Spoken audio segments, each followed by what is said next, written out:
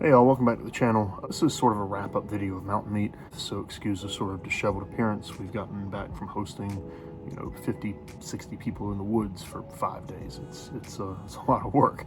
First off, I guess, what is Mountainmeet? To make a long story short, Mountainmeet is an annual meet that I started 8 years ago for the TurboBricks community. There's a forum, there's a Facebook page, a Discord, all that good stuff. It sort of grew out of a meet that used to happen, that has now sort of started happening again in the springtime, called SE, that Kenny Howard hosted down in Montgomery, Alabama.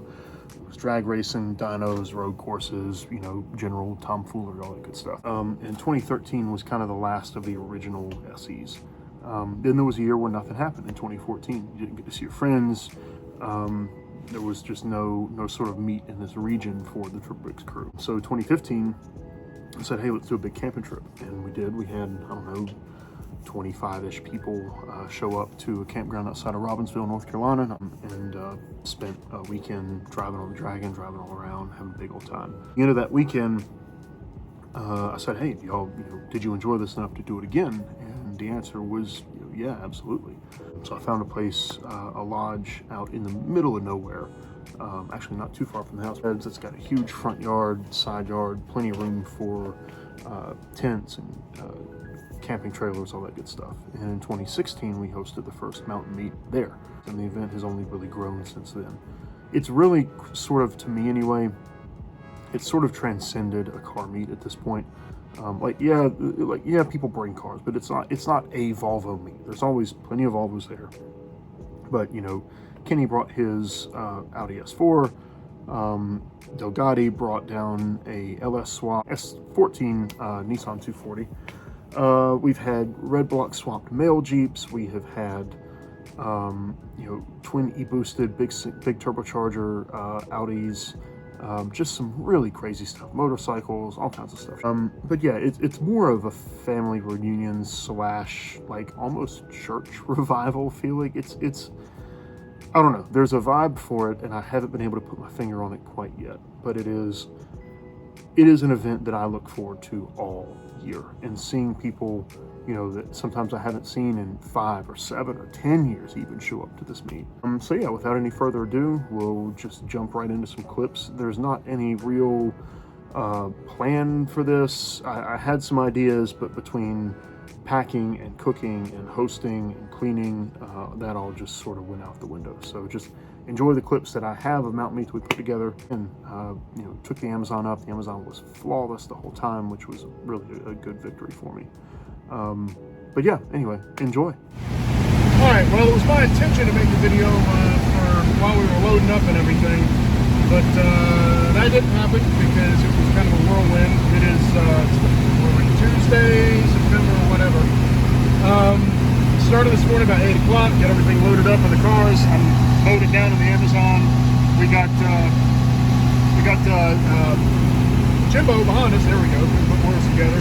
Nate is behind him in my V8 240, and Freddie is behind him in Nate's 240. And we were all heading up the hill. So we're headed up Cowie Mountain now. We're about roughly an hour away from the lodge. And yeah, so it is basically from this point, it is 100% uphill. So I don't know how this car is going to do. Hopefully it'll be all right.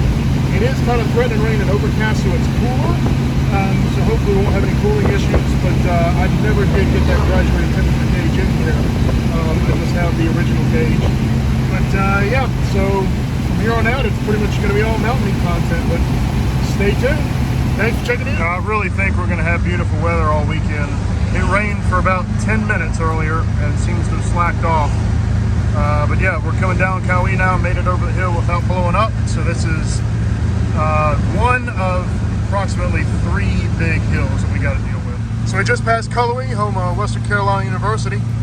We're now dealing with the number 2 hill of the 3 big hills. A little warm. That's about 200, 205, somewhere in there. But still running good. And now we're over the top, downhill, and the next one will be, that'll be the kicker, because that's about 15 miles all uphill to the line. And here we are, headed up 281, kind of the home stretch of the lodge here. So far, so good with the car, and I see the other cars behind me, so I think we're doing all right. I look forward to this all year. And I think my favorite part, I mean, I love seeing the people and everything, but I also really, really love the cars that get drug out of fields and slapped together and driven 300, 400, 1,000 miles or more to get to this. The projects that come off jack stands, it's great. My favorite thing about Turbo Bricks is the community. It's a bunch of really, really good people, a lot of really smart people who can do just incredible things around cars. And I always look forward to reconnecting with them every year. So this is going to be a good week. And we are now passing Canada, North Carolina. We are about 5 or 6 miles from the lodge now. Car's been pretty toasty since I turned off the main highway, but still seems to be going okay. See you, Canada. But yeah, so we made it this far. Hopefully she's got another 5 miles in her. Here we are, beautiful Balsam Lake.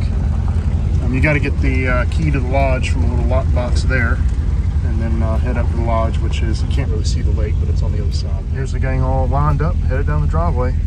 Made it with flying colors in the Amazon. No issues at all. Hopefully I still got oil in the motor. I don't know how much oil it burns. We're gonna find out here in a minute. This is always my favorite part. Down the gravel drive. Here we are. What a beautiful day for it too. This is the tradition right here. This is the last beer of last year's meet.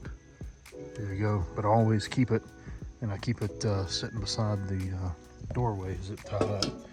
So I come out here, and it's the first beer I drink of the next year's meet. So it's Wednesday morning. This is the first morning of Mountainmeet. Usually it's Thursday morning, but we added an extra day this year. So about 7:45. Usually I'm up cooking breakfast about 5:30. But given that we don't have many people here, there's only 2, 4, 5, 6 of us, 7. Breakfast is not a huge undertaking today. So got the potatoes going on the griddle. Sun's coming up over the lake. It's gonna be a nice day. Weather is forecast to be about perfect. So we're gonna have some grits, some eggs, potatoes, bacon, sausage. I think that's about it. May do some peppers and onions. But yeah.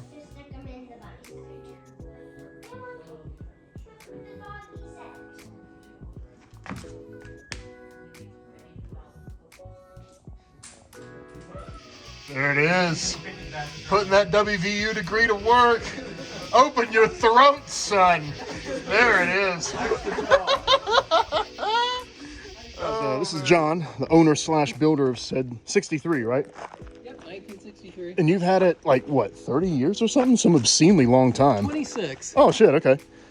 So the only casualty on the way up was a loosened valve cover, so it's pardon the oil. But this thing runs great, dude. Give me the quick and dirty setup on it. It's a 2.1 liter bottom end, so it's a B20 bored out to use B21 pistons. Okay.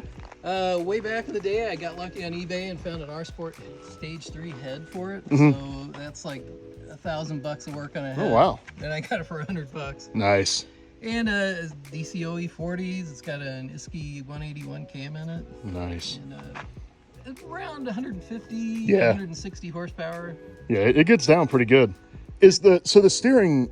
Oh, the whole gasket popped out again. Whoops. Oh. I was watching the oil pressure gauge. It had oil pressure the whole time. Yeah, So. it's leaking slowly until we get a new gasket. The steering feels way quicker.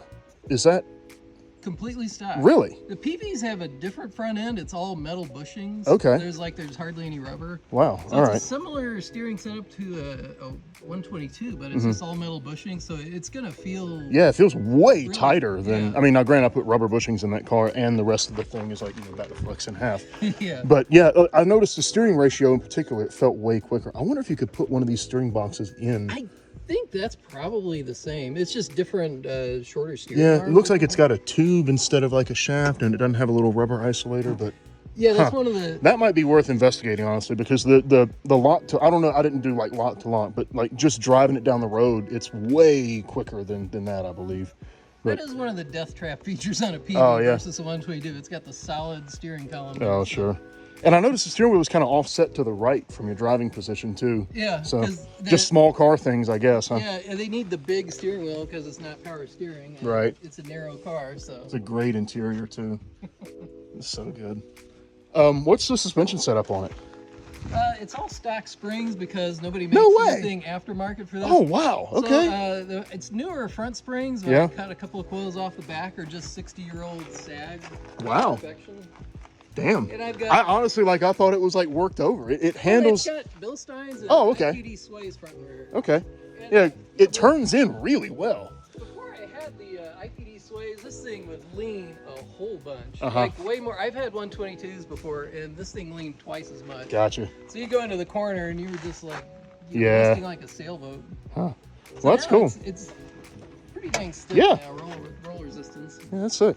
Well, cool. Appreciate you letting me drive it, dude. Thanks. No So this is a treat. It's Thursday mid-afternoon, and we're going to take John MC's PV out. This has a worked over B20 with a pair of Weber DCOE 40s in it, I think. So should rip pretty good.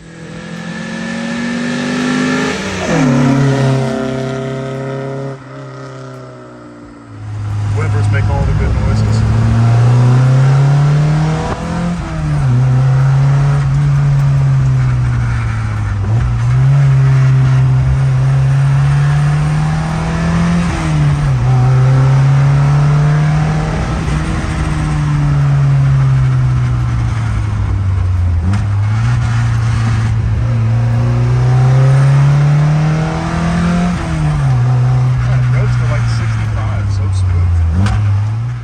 Here comes Dana in his 68 coupe here.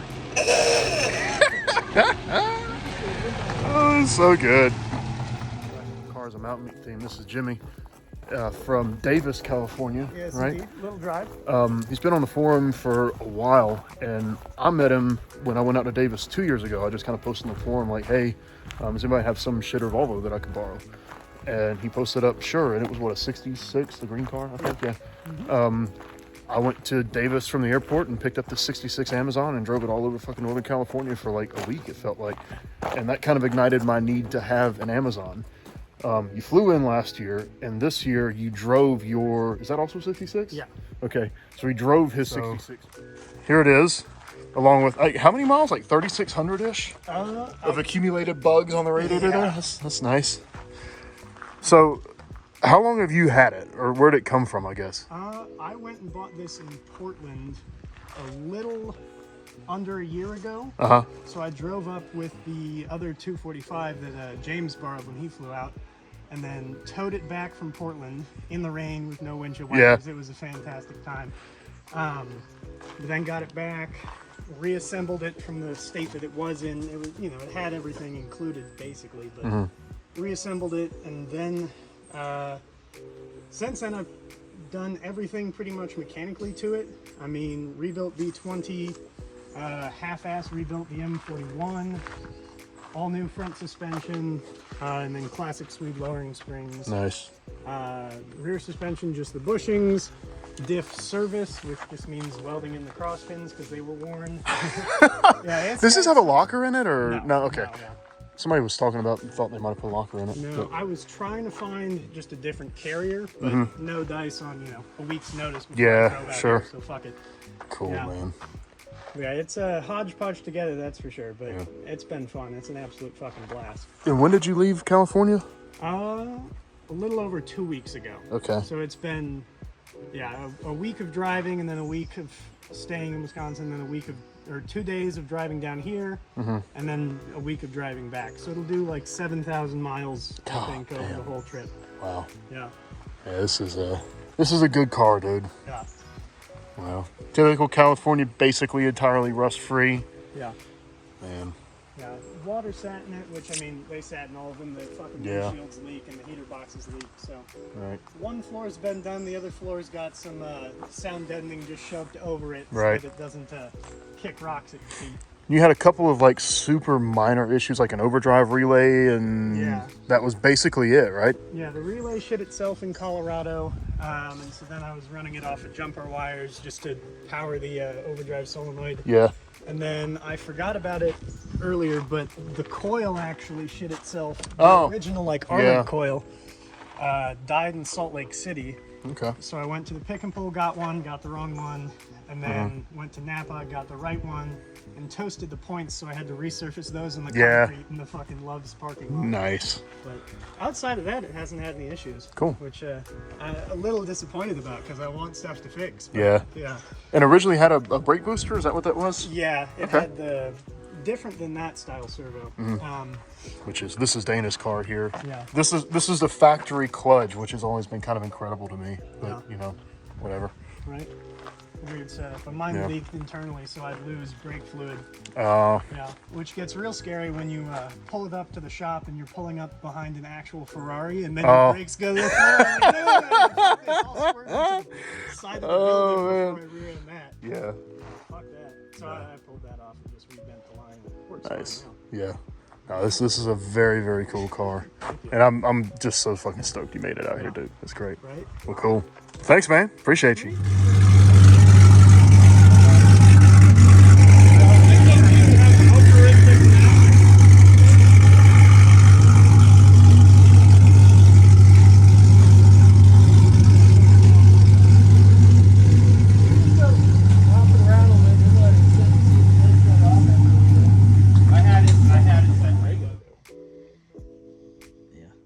Like at the beginning of this week, I was like, "Oh fuck!" I'm talking to my boss. I was like, And every year, suspiciously, it's the non-Volvos that seem to appear with dismantled on various levels. I mean, don't get me wrong, we've had a few Volvos taken apart, but here lately it's been other types of cars.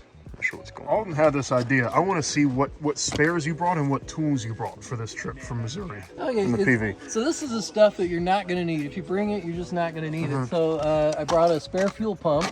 This is a cheap electric one. I bought a spare electronic ignition module. I brought a jump pack because I got a tiny little battery. I bought a random ass collection of spark plug wires just in case you're on the side of the road and you can cobble something together. I got a weird old coil I had sitting in there. Some spark plugs. Some brake fluid, and the aluminum tape because you can do all sorts of stuff with that. Yeah, sure. Run me through your. You brought some oil too. You got some coolant. Run me through your toolkit, real quick. Oh, my the tool bag up there. Yeah. Oh, that's like all my tools basically. I just did like the toolbox vomit into a box. It starts to vibrate. Well, this isn't a backpack for a pick and pull. Yeah. You can. You hike around and. Oh, and it opens all the way. Look at that. It is. Oh, These things always dump everything out. Yeah. Harbor Freight makes wrench rings. Oh, that probably work better than these. Yeah, they're great. These work better until I put them in the backpack and then they fall over. Gotcha. And oddly enough, I had the battery out to charge it and did not bring the battery. So this perfect. is not very about useful. useless. With that. Cool. So I got a whole bunch of old Craftsman tools, standard and metric because there's no metric in this car, and then like a random collection of like 50 screwdrivers. Nice. Cool. Let's see what Mr. Dean of Machines brought for his. Tools do we need? Yeah. This was Alden's idea. I actually really like it. Unplanned. Yeah. Oh, and All right. Just I got hammers, adjustable wrenches, a pickle fork, impact. Okay. wrenches for, Yeah. Spare belt. yeah, spare. Actually, that's the old. Is belt. that my purse? Yeah, got Is that what that says? We got some torque CB. Uh-huh. And we got all the 3/8 drive stop. We'll pick that up. So we Meter got all and socket set. You don't have to unload it. tiny metric stuff Yeah. and tiny standard Sure. stuff because, and then we got just the basics. Yeah. It's a good Right. good breakdown kit there. Just And you got plug wires up there? Oh, yeah, so that's- and cap and rotor. that's all the basic ignition stuff that you might have fail. Sure. Because you never know what you might have break. Well, yeah. What's that? That's my Anti-rattle device? no, that's the spring for the latch. Oh. Because when I got my car out of the woods after it sat there for 35 years, that was non-existent, and I couldn't get the trunk to stay closed. Oh, that's excellent. My solution was shove a rag behind the latch, and now it closes and latches. Look at just that, fine. like factory. I don't think it worked that well from the No. factory. Cool. Thank you, Dean. Yeah, no problem. So here's Dana. What year is yours? 68, right? 67. 67. Okay. Yeah. And this was Another like, was one this of your the- dad's car? No, it belonged to a lady out in Vegas and kind of made its way back to New Hampshire and then back down here to North Carolina. Cool. So you're optimistic. You got a quart of oil, some brake fluid. Yeah, I went for the official battery charger pack. Right. Plenty of oil, 2 jugs of coolant. Oh, okay. I missed that over there. Gas. Yeah. You know, because the. I mean, if it's going to catch on fire, you want it to really go, right? You know, if I get rear-ended, it's going to be the least of my problems. That's fair. Glass cleaner, very important, all often the good overlooked. fluids. Used brake fluid, fresh brake fluid, liquid wrench, glass cleaner. You know, your normal. Yeah, and you got some vice grips, a hammer. Yeah. Some wire 2 strippers. types of hammers. Okay. I actually remembered my Milwaukee batteries, I think. Oh yeah, there they are. Yeah. Sick. Some Cool. And so sandpaper far have needed none of it, right? None of it so far. Volvo shit, dude. What can I say? Cool. Thank you. oh. There it is.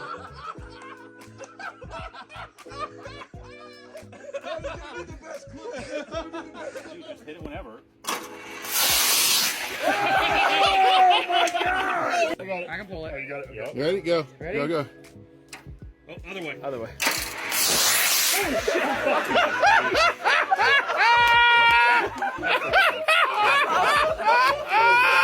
don't know why I didn't account for going deaf in one ear. Money. That thing. Okay, those before were the 12 Newton. Further on Friday night, Kitty is transfixed here. We got Ford versus Ferrari on the big screen. Let's take a look at what dinner we got going on here. Look at this. Look at this bountiful seafood harvest here. Everybody gathered around the table having a big old time. What Mountain Meat's all about. Big thank you, Mr. Kenny Howe, doing the ball. You're welcome. Fantastic. I would definitely come here again. That really isn't good at all, is it? We're doing a Mountain Meat drive today. It unfortunately looks like we have lost Dean, whose throttle linkage broke somewhere, and Jimmy with the Amazon and Dana with an Amazon stopped to help him. But we still have a pretty good contingent of cars with us here. We're headed to Steve in Maggie Valley. He's got a board of old cars. And there's another group that got separated. They're going to meet us there. So stay tuned. I sold it and bought my first Jaguar, a 1956 XK140 Roadster that I couldn't afford the motor. The motor was blown. Anyway, I sold it when I was 11 and bought another Jaguar, a Mark II, like that white one there. And I drove it up and down the road here through Maggie. From the time I was 11 years old, I'm sitting on the Sears and Roebuck catalog. Comes up and he's got 3 front clips of 3000 Austin Healey's, and they are cut with an axe. Right through. I mean, it was crazy. He and his brother went in hammers on 3,000, and his brother called him and said, "I want to borrow $100,000 from you." He said, "I'm not going to loan you $100,000." And his brother got mad and he called him and said, "You want the front or the back?" And he said, "What are you talking about?" He said, "You want the front or the back?" He said, "I guess the front." He said, "All right, come get your car." So he went down there and he had cut those 3 cars in half with an axe. And he loaded up the front, the 3. Anyway, I got them. So anyway, that's some First part of that here. You finished second where? Daytona. Okay. In this car, Dale Jarrett drove it, and ESPN gave us $7,500 to put a camera there, and that paid the tire bill for Goodyear. Wow. And this is the body. He used to give me the bodies off of the race cars. Called me the Steve Sonian. Yeah. Steve Sonian. Steve Sonian. Oh, look at that. See Dale Jarrett. Wow. That's cool. Yeah. We had a lot of fun back then. Yeah. This building, y'all, is longer than a football field. It's 365 feet long. There's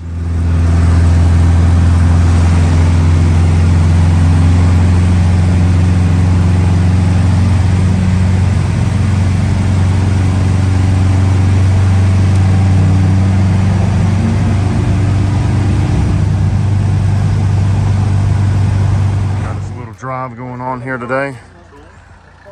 We're down a couple Amazons, but I don't know where they went and do their own thing. But yeah, we're on the Blue Ridge Parkway here, headed back to the lodge for a late lunch at the highest point here on the Parkway. There's Mr. Dean Machines. Yes, sir. The bench racing network. Slight problems with his car, but they were mended on the side of the road, so I think we're in good shape.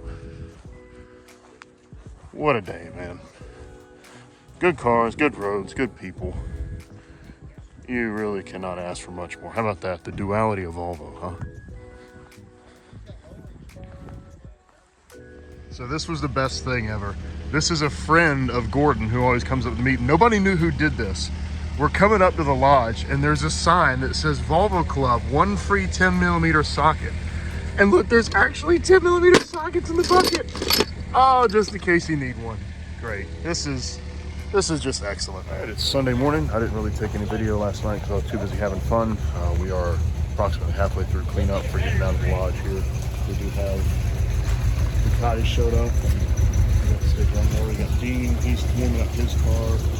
Here comes Dana coming out with his Amazon. I think everybody's kind of getting loaded up and headed out, but it's been a good week. Been a whole lot of fun. Great reconnecting with people that I haven't seen in a year or something. Actually, a couple people I hadn't seen in over a decade. But yeah, it's been a lot of fun. It is raining now, and packing up in the rain always really sucks. But everybody's been pretty helpful. So yeah, I don't know if this video had any sort of cohesive thought to it at all. It's just really a bunch of clips, me looking at stuff and talking to people. Like I said, I'm kind of too busy hosting the event to like storyboard a whole video and get something super, put together out of this. But Dean and Kyle both had some video work going, so hopefully they'll have a better end product than I do. So to everybody that came, thank you for coming. To everybody who helped, thank you for helping. And for now, I'm going to sign off. Don't forget to like and subscribe. And maybe you too one day can come to a Mountainmeet. So appreciate y'all.